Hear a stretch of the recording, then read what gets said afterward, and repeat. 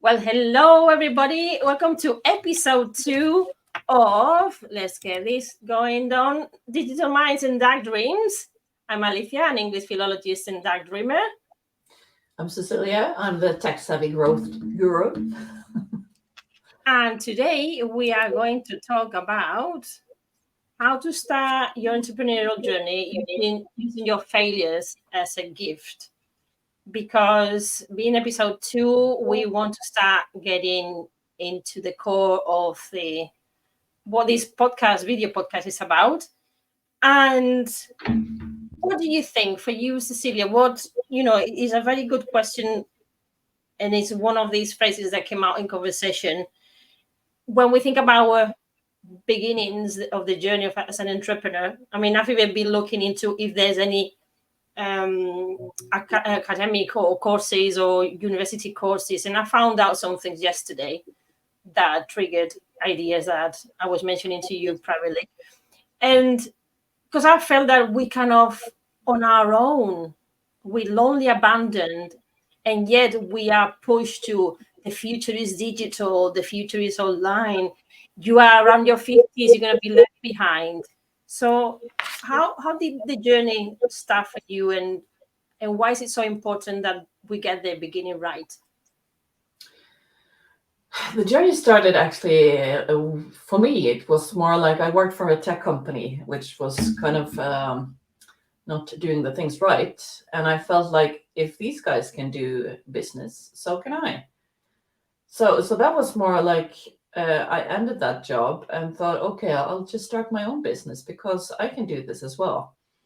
And for those who's kind of read up on my background, I've been working within like tech for, if you call it tech or whatever you call it, it's like for the last 20, 25 years within digital marketing, like structuring digital, like web pages, social media, like the whole digital sphere of different companies. So for me, it was kind of the online was, of course, one of the things that came forth, like you need to be online. Online is good. So I started off with, as you said, you don't know really where to start. And I've been working internationally for almost all my years working. And I thought, okay, I'll just start off and try and make some online courses. Mm-hmm. So I started off taking some online courses for myself to learn how to do online courses. So that was kind of the start. It was like, okay, you kind of look around and you go like, who can actually inspire me and help me? And we all kind of see that it's so many people out there selling online courses to help you sell your online courses. Yes. So that was where I actually started. And I thought, okay, I'll start off with online courses. And until now, I've been working for myself now for 4 or 5 years, and I haven't really had too many online courses because all my clients kind of came in because they knew me from before. They knew what I'm capable of doing. So I help other people create online presence. So that was kind of, for me, it's been really, a curious, voyage through the whole thing, because my plan. Oh, sorry. Yeah. No. Oh my God, sorry. No, the phone started ringing. Yeah. Oh, he's ringing, he's talking. Don't worry. Oh, sorry. Yeah. It's okay. I put it on do not disturb. Sorry, it's just going off on its own. Yeah. Because it goes in the machine. Yeah. Call somebody. You need somebody now because you're off. The message there. Okay. Yeah. But yeah, for me, it was looking into this and then starting off with helping clients building their online presence. And if that is in regards to building online courses, or it's just actually building their online presence, it's like being clear on what is my product, who am I, and what do I do. That's right. Yeah, it gets a bit it's very interesting because my journey started very similar to you. I had my language school, my physical place, And we said, well, clients are getting strange. The demand is weird. We need online presence to have more clients. It started like that, really. And we started implementing technicalities, making our webpage more digital, employing an IT guy to do pages that could have quizzes, and it became such a big thing and so slow. And I thought, well, once we move on to the online, we just need a little course for someone to explain how to jump on the online. And I thought it was just going to be like, when you move houses and you just take your furniture and you put it in another place. I thought it was going to be like that. Well, guess what? No, sorry. No, it doesn't work like that, because at the same time, for me, I was going through a crisis, and a crisis of existential crisis in my profession. It made me question if I really wanted to stay in that sector, if I still was a philologist that I was thinking I was going to be for all my life. It made me question so many things. Yeah. That it ceased to be just let's move this business that is physical now to the online. It became a journey of self-discovery. Absolutely. And there's where you go, okay, I need to stop, because we were like in this, I think most of us, we're on this speed train, and all of the students, something happens, like an illness, like my husband's case, that he had an ictus and had problems, and then there was a pandemic after that. So it was like stopping a high speed train all of a sudden. What happens? Exactly. Boom. Wow. You just crash. And I think there are so many entrepreneurs out there probably resonating with these two stories.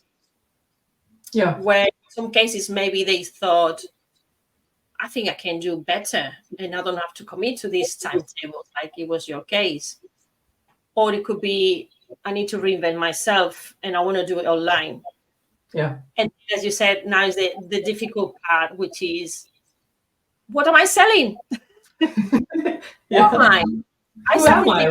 started my language courses, and then I decided I can't be bothered doing this. So many people talking about how to learn English online, and I just couldn't be bothered. Yeah. So I had to reinvent. And when you do these courses to sell courses online, they say, "What is your passion?" Keywords here. Define passion. My passion is my family, is my husband. That doesn't bring money. It could, maybe. You haven't just found it yet. Yeah. But how do you do that? Well, think about, you had to do these lists. I don't know if you've done anything on these courses, but write a list. Ask people around you what they think about your strengths. And you there sending people's messages. Can you please say something about me? Yeah. What am I good for? You put people in a compromise. And then, yes, you start seeing that there are strengths there. But maybe your brain starts going this way as well. You think maybe this is what they see from the outside, because there were some things that people coincided with when they described Alicia. And yes, I'm very open.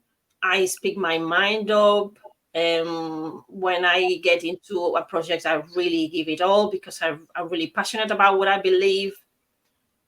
But that didn't mean they knew me deeply, because I don't even know myself deeply and profoundly, and I'm investigating my unconscious at the moment, and it's very busy. It's full of archetypes and things that I'm learning I have that I didn't know I had. So maybe we were not so crazy after all. Maybe there's so much going on that, yes, it ended up being, I first need to get rid of all this trauma, and second, who I really am or who I want to become truly and deeply. Yeah. And that goes by searching information and figuring out, oh, look, there's something called a Myers-Briggs test, or there's all these personality tests, and even I use this for my students, my advanced and first certificate learning English students, as part of a classroom exercise. Oh, let's figure out who we are. And it started like that for me. Yeah, it was through English I came across these tests. But if we had to say to someone now, okay, now we are starting now like another business on the side with this podcast. And for me, it's completely different. Because I've had these 3 or 4 years like yourself. Yeah. Getting all the crap out of the way. And now it's like I truly really know what I'm doing. Also because I have a fantastic collaborator. And but you recognize things too. Yeah, but I think also what you said in the beginning here, that like you were finished with the language courses and you wanted to do something new. And that was me as well, because I started off with thinking, I do not want to do digital marketing. I'm finished with digital marketing. That was the thing. I was like, I wanted to use my coaching. I wanted to use my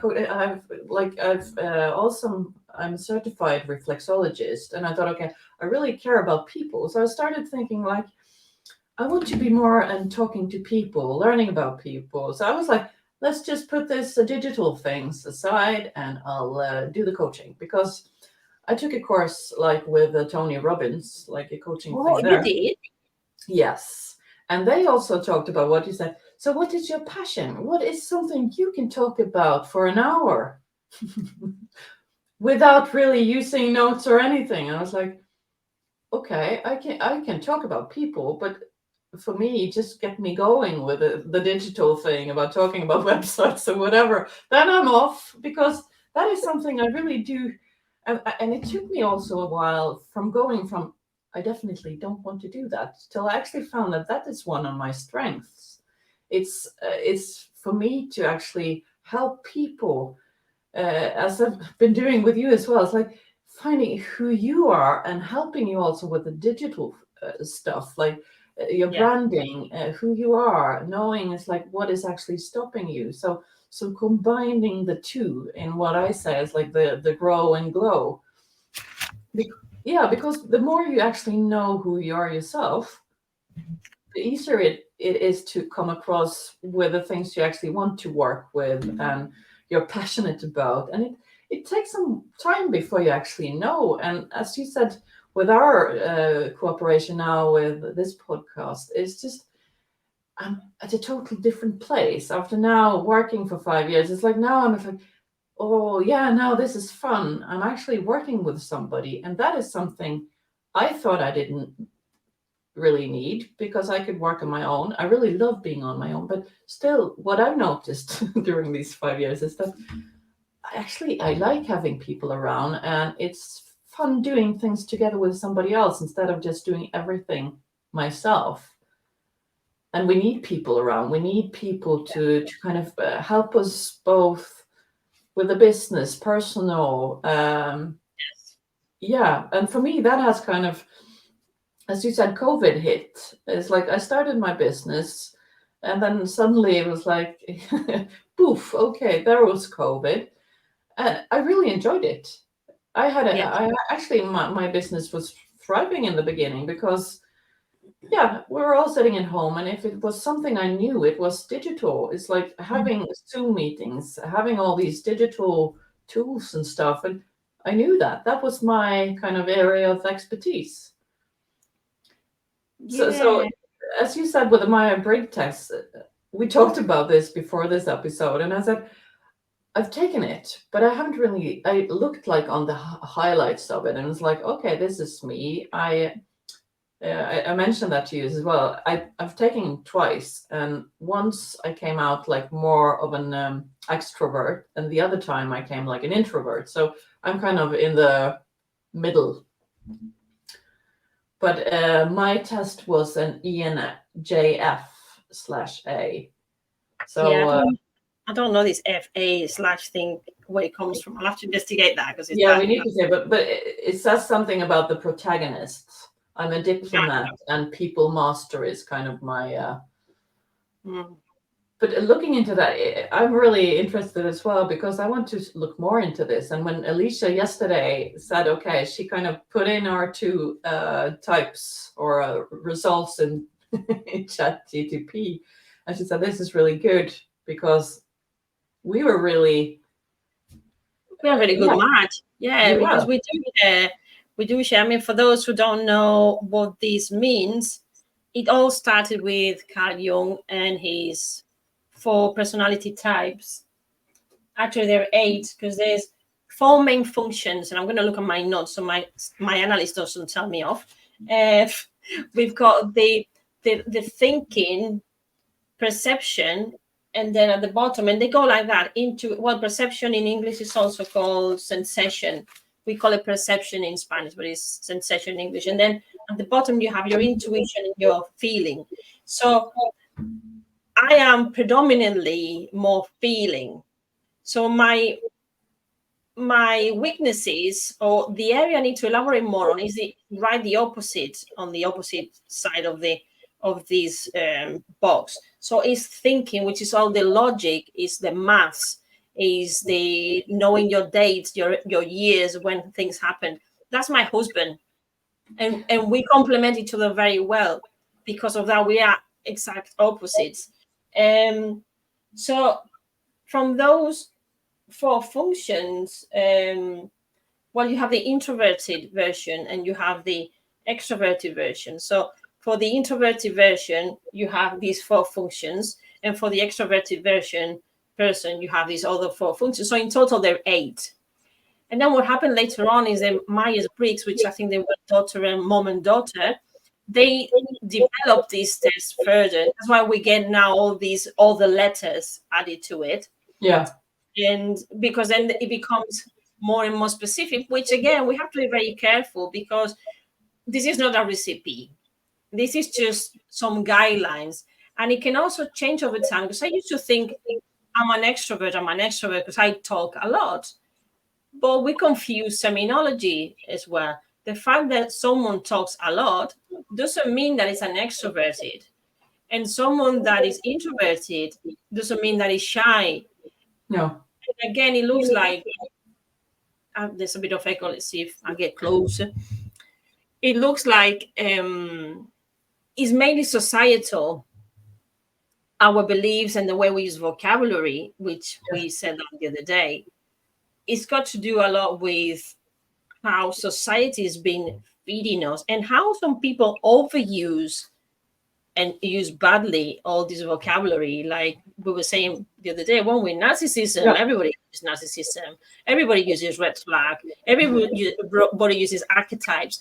And what happens is that for those who are experts on this area, they get really angry, and they're right. We all using this vocabulary. We're throwing it around because we sound very cool. Yeah. But we don't really know what we're talking about sometimes, not in depth at least. But it's these hype words, so it becomes like archetypes. Yeah, I know this, and as you said, red flags and whatever. And but the thing about the Myers-Briggs test as well, and when you said it's so many different ways also, because you have other tests. Yes. It's like, for example, in my coaching, I use the saboteurs. It's more looking into the different, because you're not just one person. You have all these things. So you have, for example, the stickler, like the perfectionist, and the avoider, the pleaser, the restless.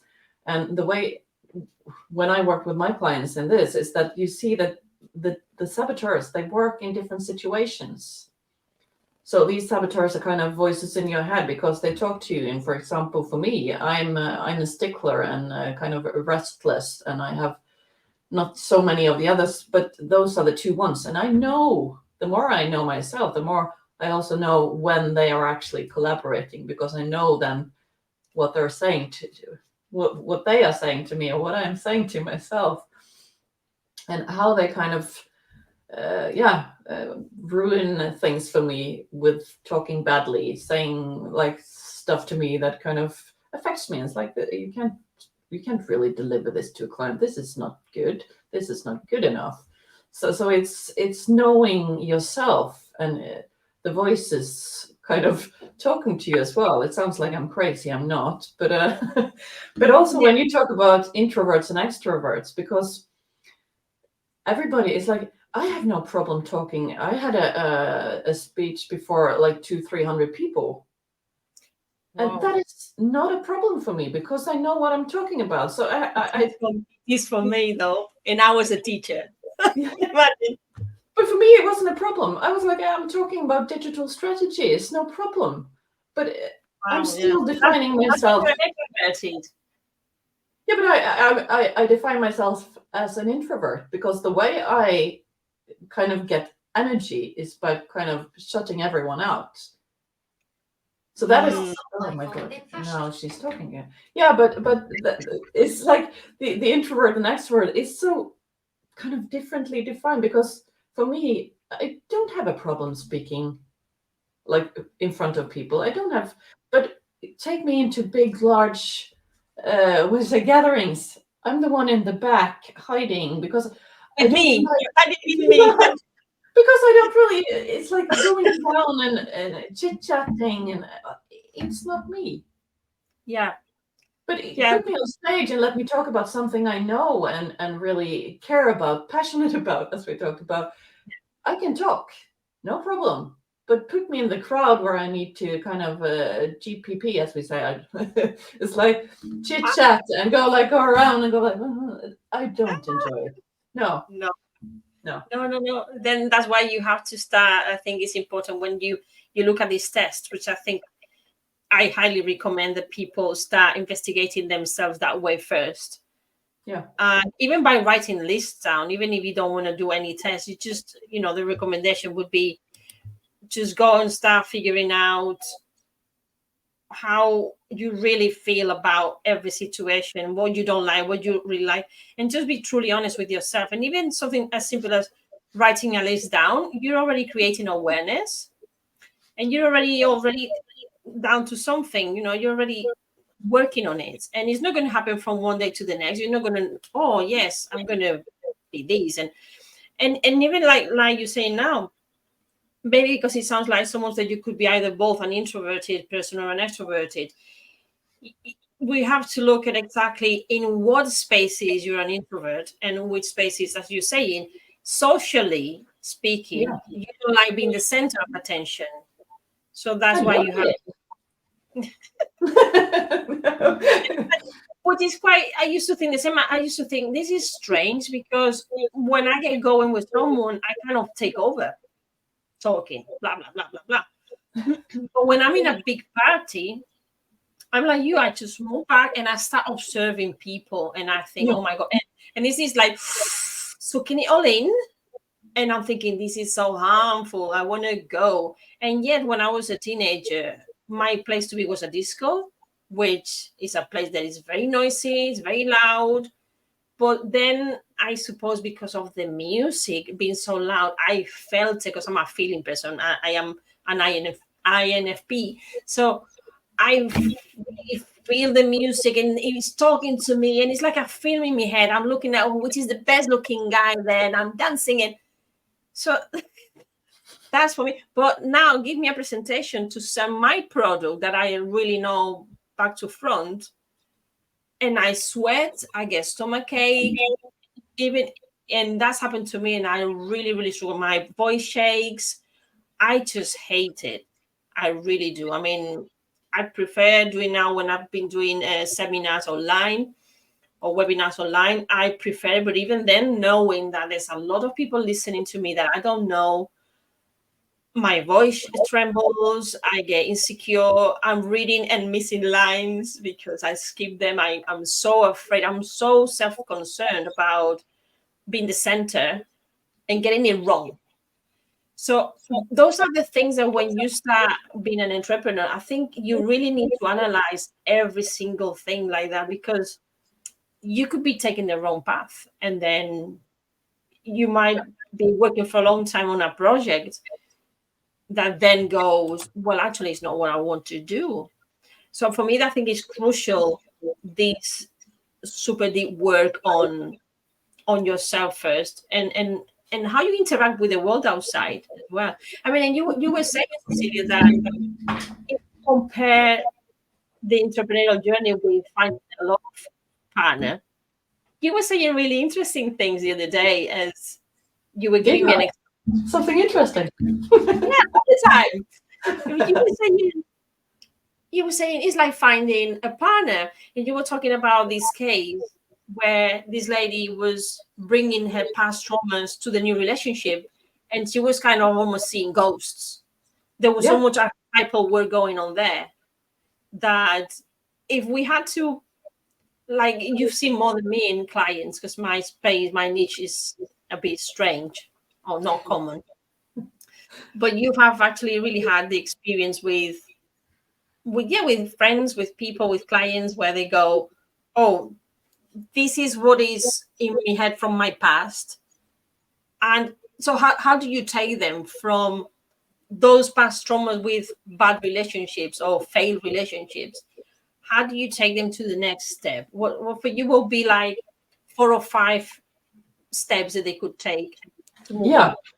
But that is actually what I'm having a webinar next week, and that is when I work with the saboteur. Is the positive intelligence program, and what we talk about then is how you can turn things into a gift and opportunity. And I know it's really difficult, because if you're into kind of something really heavy, you lost somebody, or there is a terrible breakup or whatever, it's really hard to know that, okay, how can you look upon this and give, like, what is the gift and opportunity? But the thing is, taking that into consideration, time is always of essence. So for example, the first thing I would say is, like, give yourself empathy. You need to give yourself empathy, because it's both giving yourself empathy, giving the situation empathy, giving the other person empathy. So for example, if you take with you past trauma into a new relationship, you need to give the other person, the empathy, and thinking he or she is not the same person that you used to be with. This is a different person. So how can you actually give them leeway in saying, like, okay, how can I try to interpret the thing you say with a different point of view, for example, and just looking upon it and saying, I can hear what you say. I can hear, okay, and this triggers something in me, but can I look upon it in a different way using empathy, for example?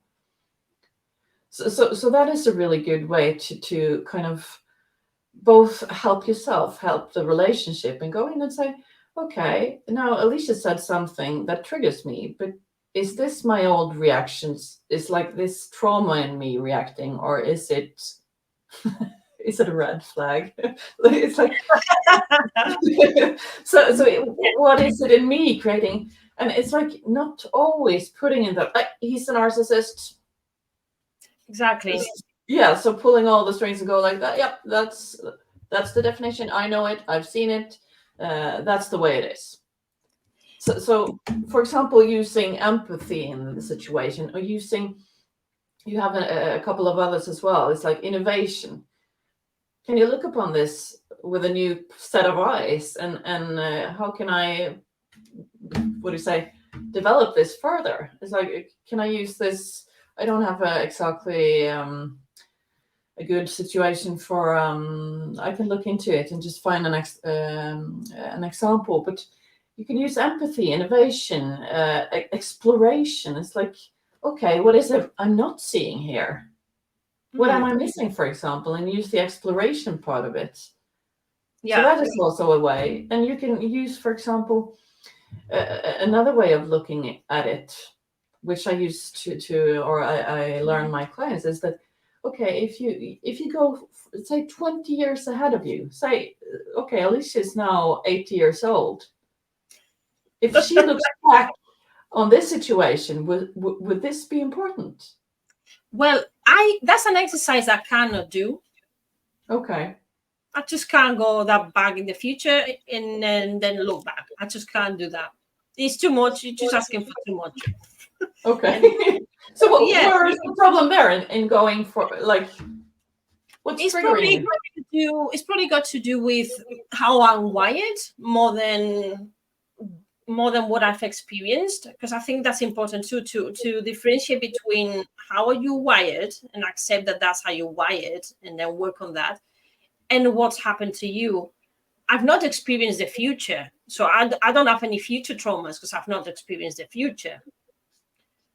But for me is, I'm a creative person. I've got a writer's mind, so asking me to think what's going to be like when I'm 80 looking back, there's so many possible factors that can determine change. You put it in the baby, this lady keeps coming. That's Siri. My God. Yeah. There's a lot there to consider. That the only thing I can say to you is I have no clue. I have no clue, because my husband has a heart condition. So if I think about that, I'm already thinking maybe I'm not going to be with a husband anymore. My parents are not going to be there. I don't think so much about myself. I think about all the people around me. You take everything into consideration then, because So I'm a feeling person, and so my main function is feeling.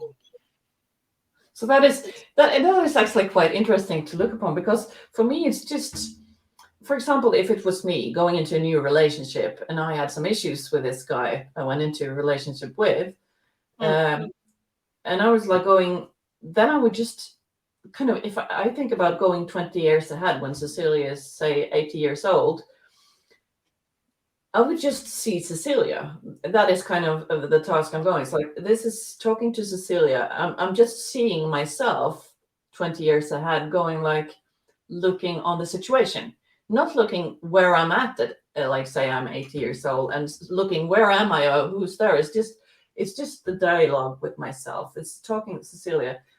Is this of essence? Do I need to be scared of this? Do I need to?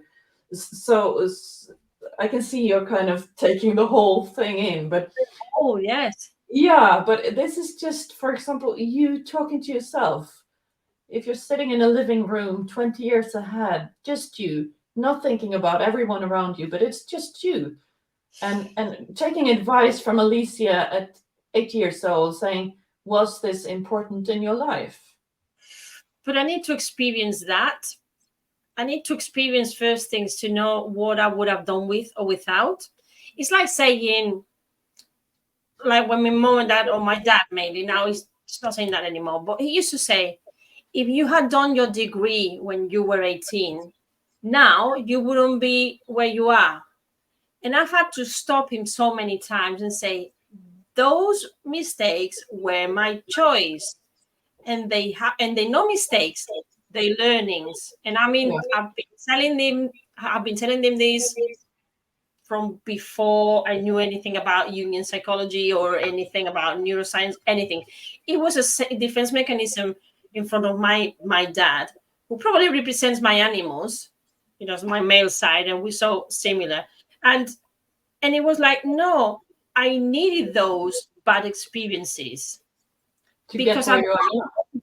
at that moment, my brain was growing and I was wired that way. I didn't have the future experience. So for me to travel in the future means knowing what other learning and experiences I'm going to go through to be there. For me, it's an impossible exercise, because Okay. But it's that's not really simple. interesting. Yeah, it's not a simple. Yeah, I think it's because of how I'm wired. So that's why we need to know how we are wired Yeah. first of all. Yeah, because Because but then again, for me, if it's say looking at these things, then I will take up note one thing about learning and what choices. But what we have is like using the empathy. It's exploration, and it's innovation, and it's navigation, and it's activation, and it's 5 different things. So okay. if you don't manage to use like the 20 years ahead, it's trying empathy. Could you give yourself more empathy? Could you give the other person more empathy? And could you give the situation empathy? If you understand what I mean, it's like, is this really you? Yeah. And But then you again, have the empathy is being used here in a way that I'm not familiarized with. Yeah, but it's a really good way of seeing things. Because, okay, could you kind of excuse the other person? It's like I notice I use this a lot with my kids, for example. I've used it even though I didn't know I'm using it. But it's like my son, he was really nagging about one of his teachers, and I said, but maybe this teacher has a small child. He doesn't sleep. He's maybe just become a new dad, and he doesn't sleep. The kid is really annoying. He's crying all the time. So maybe he's tired and is sleepy, and that is unfortunately that's affecting you because he is tired. Yeah, so in that sense, giving the other person empathy in the way that you actually, okay, maybe he's going through stuff I don't really know about. Yeah, it's been empathic. Yes, it's more than giving the empathy. It's being empathic. Yes, it's putting yourself in the other person's shoes. Yeah, trying to, and just saying, okay, maybe he's behaving this way towards me because he has had trauma. We both know about the trauma. It's like maybe he's an asshole because he's actually gone through so much shit that this is the reason he's this way. So that is the way I'm talking about kind of empathy. Can you try and use it more? Because it's a good way of changing. And then you have the exploration. It's like, are there other ways to look at this? It's like, are there people you can look up to or people you look up to who would handle this situation differently than you do? What can you learn, for example? That is a way. Yeah. And then you have the innovation. It's like, what is actually good with this situation? What is actually right? What is a good thing with this? Even though it's like you say, the other person is always 10% right, for example. So what can, if I'm totally disagreeing with you, Alicia, and I would look into, it's like, what could be 10% right with the things you're saying, for example? And then you have the navigate, which is more like going forth and say, okay, what the ones that's difficult for you. So I will drop that one, but that is an option. Looking, okay, could I go ahead and see, is this going to be important in my life? When I'm 70, 80, will this thing I'm struggling with now, is it important? Is it important that I choose this job or the other job or doing this project or whatever? It's just, Yeah, I guess for people like me, probably it's a very good exercise, but maybe giving us less time rather than give me another 40 years on top of the 40, It's maybe, okay, is this relevant for me? Was this way? Is it relevant right now? And that's what gets me through. So for me, that exercise needs to be adapted to my brain. So it's like the short term. That's a good thing. Yeah. So you can use that one. Yeah. And I have actually been doing that for a little bit since I've met you, because you made me think about it. You didn't say that's how you navigate, but you said to me, and why not? And why don't you see this way? Well, take a step at a time. Well, do a little list instead of giving yourself 10 things every day. Give yourself 2. And if you accomplish those and you get an extra, yay. Yeah. So is that, for me, yes, that's been a life changer. Because if I know that every day I can get something done, I know I feel okay with myself. You can tick off. Yeah. I've done these 3 things. Okay, that's good. Yeah. But that is, again, what you talked about, like when you say about what you go into as an entrepreneur. I never say that I'm failing. I'm actually learning. So that's also a different way to tune in and say that I didn't fail. I'm learning. And I learned, and what did you learn? It's like, I learned from this situation that I'm not going to approach the client this way next time. I learned that I'm not going to use maybe this word. And maybe I learned that I need to be more clear about my products. Maybe I learned that I need to change my appearance. It's like, it's all learning. And that is what I say to my kids as well. It's kind of practice what you preach. It's, as I said, for example, my youngest, she's kind of now looking into where to go to uni. And I said, but whatever you're choosing, it can never be wrong. Because if you choose something and you know that, okay, this isn't for me, then that's a lesson learned. It's like, then you know, that wasn't for me. You tried it. It didn't work. Wasn't for me. Do something else. Yeah, but society here has is very heavy. It is. So we are, a lot of us, we worried about what this is going to look like, what are my family going to say. And when you're younger, it's like mistakes are allowed, but when you are older, like we are now, okay, my family have stopped asking me what is it that I do, because now half of the time they don't understand it, and it's that niche, and it's so different from the typical traditional jobs. But the Yeah. society has a lot to say, and it's rather sad that for someone like your daughter's age now, where she's got all the features, she can make as many mistakes as she needs to, that they're not going to be mistakes, they're going to be lessons, as you were saying. uh but that she still has that ingrained in her means that we've not really moved on as a society. We haven't. And that's the reason why it's so important for us, especially I think also as entrepreneurs, that for me it's really important to show my kids that I'm trying this. I don't know exactly what I'm doing. Oh, okay, I'm almost 50 soon. It's a couple of years though, but still, it's like I still don't know exactly what I'm doing and who I want to be and what I want to do. So for them, it's like my youngest, who's 18, is like, I'm still 50. I don't know. You definitely don't want to, or you don't need to know when you're 18. You have your whole Yes. life in front of you. Go ahead, play around. But she's really artistic, and oh my God, she is singing, she is painting, she is drawing. And she said, but mom, I can't make money out of this. I was like, says who? Says who? Yeah. Find a way.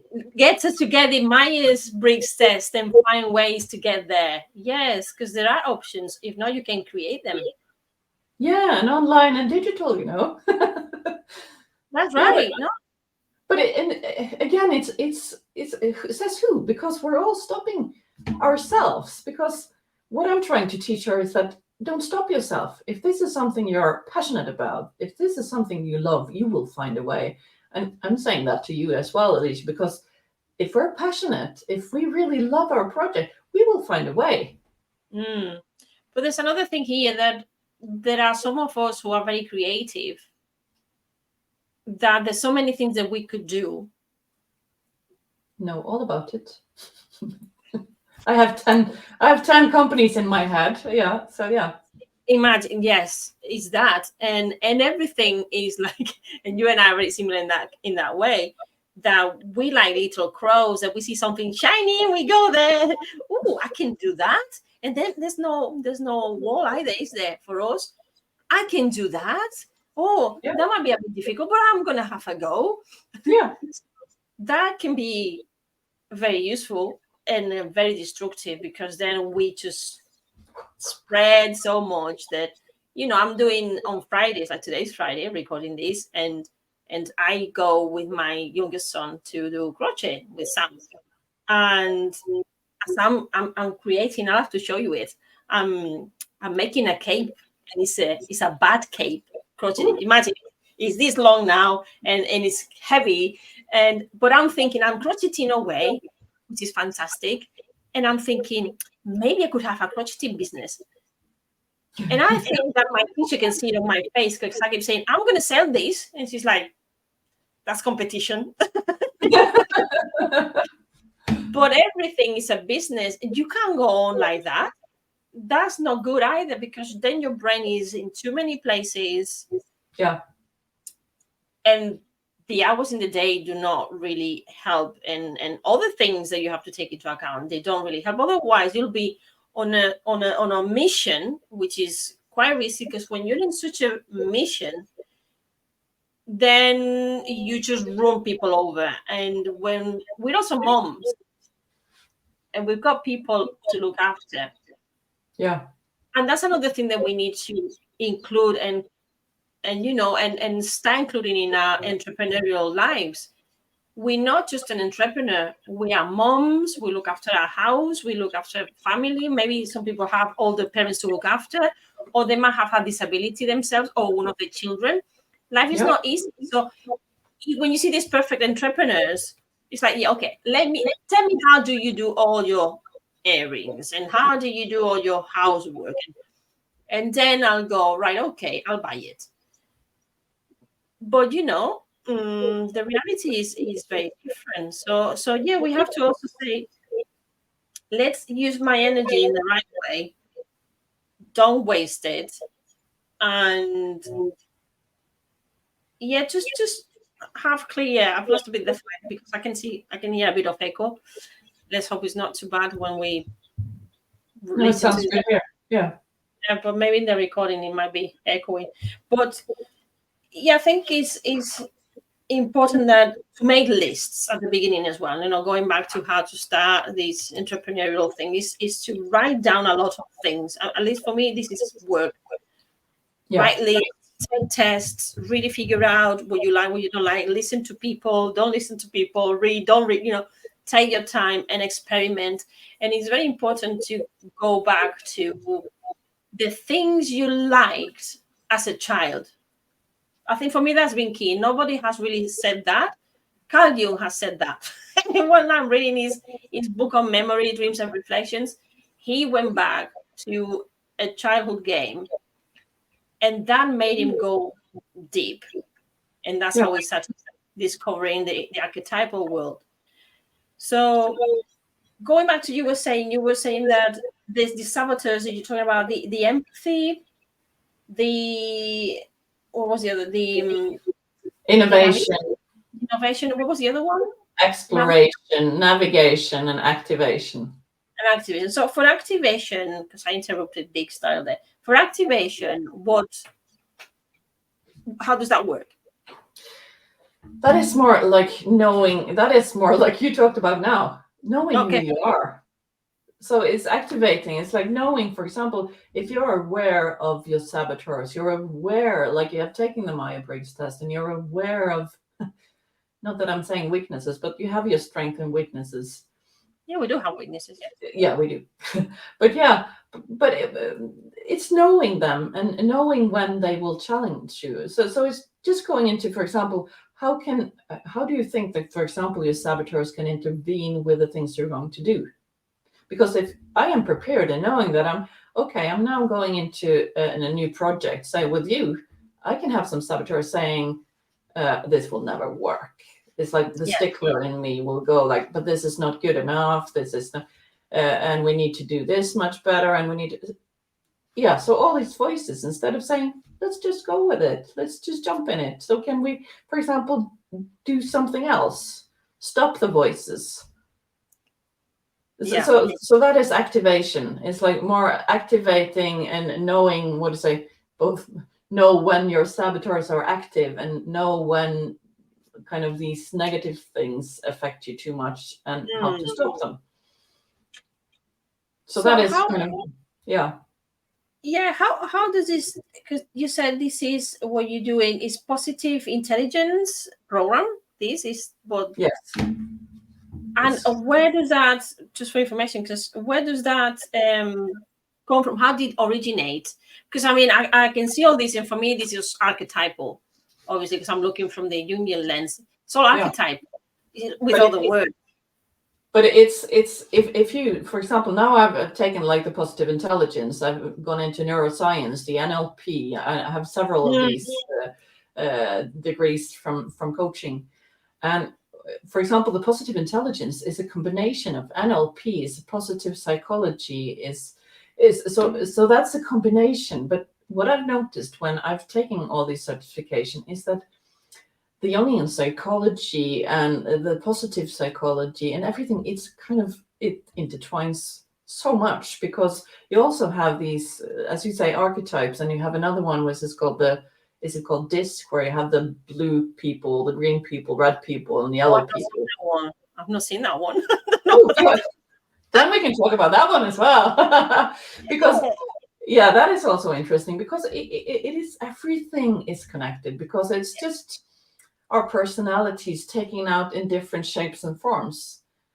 But the thing about the positive intelligence, in which I've really just the one I've started really heavily going with courses, is it's so easy to understand, and it's kind of fun as well, because when you talk about these saboteurs and we start going into who they are, and how they affect it. It's kind of it's an easy way in, if you can say, because everyone, when you take the saboteur test, you could do that on my website. You can take it for free, and you can go in and see which saboteurs are kind of peaking on your profile, and then you can go in and read about each of these saboteurs and go like, oh, okay. And everyone who takes the test goes like, oh, I knew about this one, knew about this one, but suddenly there are some of the saboteurs, they go, seriously, I didn't know about this one. And then we start kind of going into depth and go and see, okay. And they go, oh, okay, might have a bit of that one as well. So it's kind of a bit entertaining as well, because most people know themselves somewhat. And when you see kind of the test of the saboteurs, they go like, yeah, but also you have to be truly honest with yourself. You have to like say, yes, this is me. And also, I think something's happened to me is don't judge yourself. No. Because it feels like if I answered, with tests, what happens, and probably this happens to some people, maybe this resonates with the audience, that you are choosing your answers and you go in, maybe this is the one that's going to give me a bad grade. And it's like, yeah, you're sabotaging yourself. Absolutely. The word that saboteur, I can see why as well, because it's like you want to be, maybe this is because of the personality type I am, but you want to be, I want to be likable all the time. Impossible. I know it is. Cognitively, I know it's impossible, but I am wired in the way that I don't like fights. I don't like when people misinterpret me, because when someone says, you've done this, you've done that, I really go, oh, how have I really suffer. Have I done that to you? And I really go in and that I beat myself up, it's terrible. That's why I like the Gothic. So yeah, but that is definitely one of the things I work mostly with my clients is the self, you beat yourself up, and learning ways to tackle. I actually have a exercise I would like to do with you in regards to this thing, but it's not beating yourself up, being kind to yourself, because we are the only ones stopping ourselves. Yeah. Nobody else, because everybody else is busy with their own stuff. Yes, that's it's true. Like when you go into situations, it's like, oh my God, she's probably thinking this and he's thinking that. And everybody has an opinion of you. Everyone. Yes. That is just the way it is. If it's positive, it's negative. Can you kind of separate the two and think, I know they have an opinion of me. And you can't stop it. You can't stop it either. You can stop what people think. We all do this as well. We all look at the outside and we look at something and we are already making up a story. Sometimes when we drive in, Alicia will say, oh, just by looking at someone in the street, probably this person, blah, blah, blah, blah, blah, blah, blah. And all of a sudden there's a story there. And I'm like, how do you know? That. Yeah. But that's the way when we go on holiday, me and my daughter as well. It's like if we sit in a restaurant, we go like, yeah, they're probably, this is a couple, he's married on her behalf, and then so they're probably watching. People watching. People watching. Love it. And we make up all these stories, and there might be. But that drives me mad. That actually drives me mad, because I think, when you see Alistair, you go, he's a good-looking man. Well, I think so. And then people go, oh, you look fantastic. You look great. And he gets like, yeah, because you haven't seen what I'm like inside. I'm really ill and blah, blah, blah. And then he goes into this, people are so superfluous. And I'm going, maybe you do the same when you see people. You don't know the battles we're all fighting. No, you never know. And you don't know why, the other day, yesterday we were carrying some bags from the shopping and we were going to the car. And I was thinking, he wasn't carrying any bags. John and I were, my eldest son and I were carrying the bags, because we tried to avoid him picking up a lot of weights all the time. And so I thought, if someone now is watching us in the car park, someone is going to probably think, look at him. The wife and the son are carrying the bags. Look at him. Lazy bastard. Oops. But, probably people think that. And in Spain, we have a joke, which is quite funny, that actually says, and it's very visual, it's very illustrative. It says, you know, that you can never get it right. So there's this story about a man on a donkey with his son.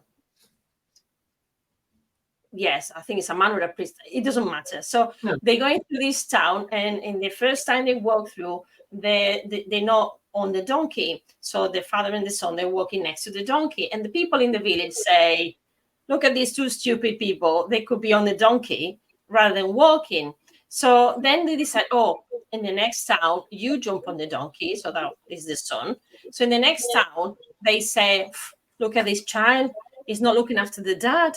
He could be the one, he's older, could be on the donkey. So they change again in the next town. They do the same, but they swap. So it's the dad on the donkey. So and the kid is walking. So again, oh, look, you know, the poor child is there, he's young, and the father could be walking because he has more strength.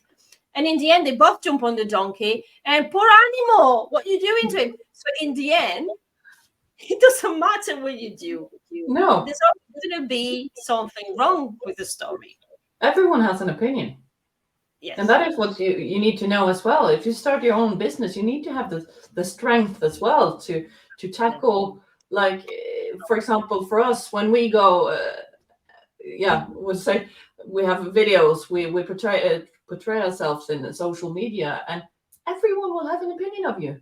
Some people will unfollow you. Some people will follow you.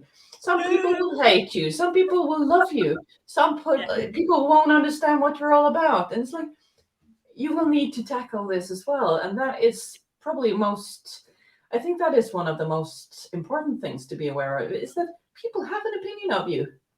Yes. So how will you actually handle this going online if you're thinking about an online presence as an entrepreneur? It's important to kind of think, okay, can I handle the pressure? Because there are so many people out there that can't really handle the pressure of, oh my God, she didn't like me, she unfollowed me. And if you struggle with these things, I think you will also struggle with running a business.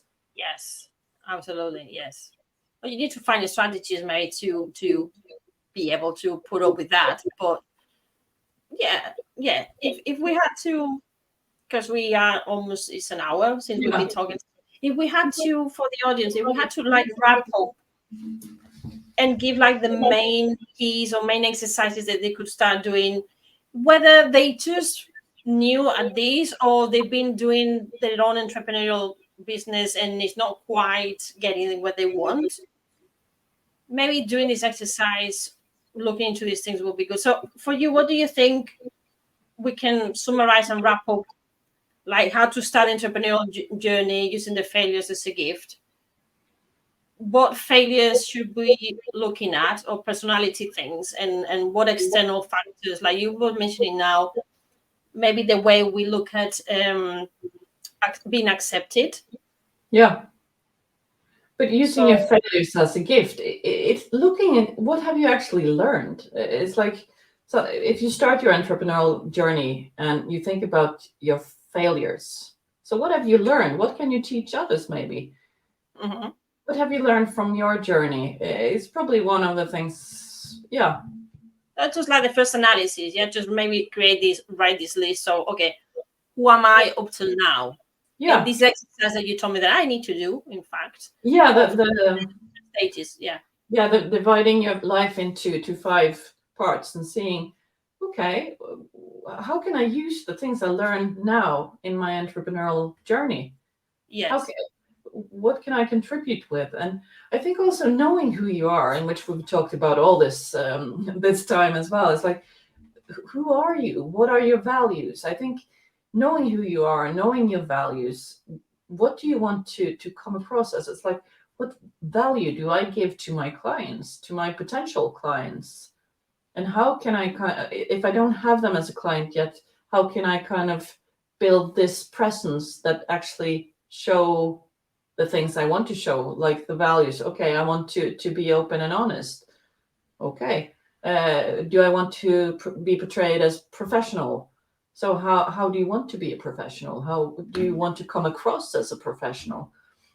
Yeah, and also I think we've forgotten one of the super important things, and that was for me at least, is if you don't have a niche, how do you find your niche? So maybe that's something else to talk about target group in episode 3. Yeah, but you cannot find your niche until you figure out all of these that we're saying today.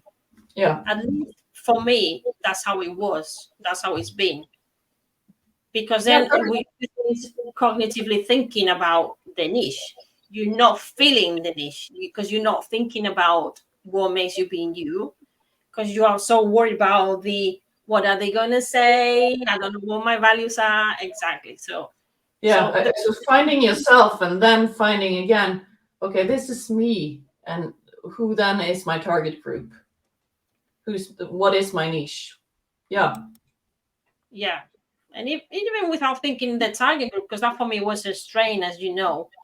But I know that even just having one person, and I think that for me it's been very useful, just thinking if I have just one person talking to me and connecting with what I'm doing, if I can sell a course or a product or a service to that one client, then I know that I can replicate that. But I think that's for another episode.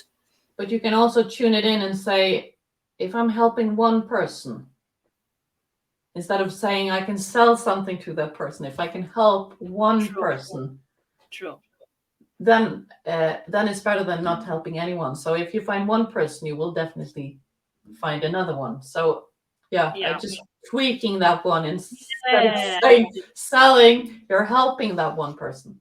Well, because as you know, when there's a financial struggle, then unconsciously the vocabulary comes out. So for me, selling at the moment. Yeah. And the selling is priority to helping. Although when I've already sold, I'm the most genuine and the most giving person, because I have my client now, one of my clients in my mentoring course, that I'm over delivering because I just want to. I'm happy doing it. I'm enjoying it. Yeah. And she's like, wow, thank you. That's rewarding. It's super rewarding. I mean, but I think that's where the both of us are the same, because me too. It's like helping another person, getting clarity. If it's like knowing who you are or knowing who your target group is, or helping you like with a digital presence, or for you it's like working with a mind and how to write. It's like that is the most rewarding thing. So I think for the people listening is find out what gives you that reward. Yes. And it's a long journey also. So don't forget, it's a long journey, that it doesn't matter. And obviously we need to see how to balance, that's for another day as well, to balance your financial side of things with your new entrepreneurial journey, because it doesn't happen overnight. And the economical pressure can actually jeopardize all of these. So, but more things to talk about in next episodes. Yes. So we're gonna go now. So you are in Digital Minds and Dark Dreams, and if we think of any lists or any extra material, we'll be letting our audience know. Also, we have our webpage. It's not live yet, is it? We are working on a lot of things at the same time, but this is our webpage. We're gonna start putting things there. Maybe we'll have to discuss what can go there, like maybe references to these tests, and people can have a look at things, but we need to talk about that. And we will also list down below in YouTube, like links to the test we're talking about, so people can take these tests if they want to. Yes, that could be good. We could get some feedback on what they figured themselves out and stuff. But we'll have to think about our social media as well. So we're at the beginning of this journey as well, people. So walk with us. Yeah, and if you have any comments or anything we want to discuss in our episodes, please reach out and that's it. We'll answer any questions. Yep.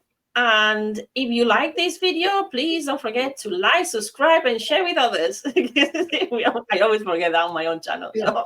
Yeah, good one. Okay, thank you. Thank you. Speak to you again very soon. And let's see what we can talk about in podcast number 3, because after we take notes, this is going to be very juicy. Yes. Hope to see you next time. Likewise. Bye, everybody. Bye. Bye.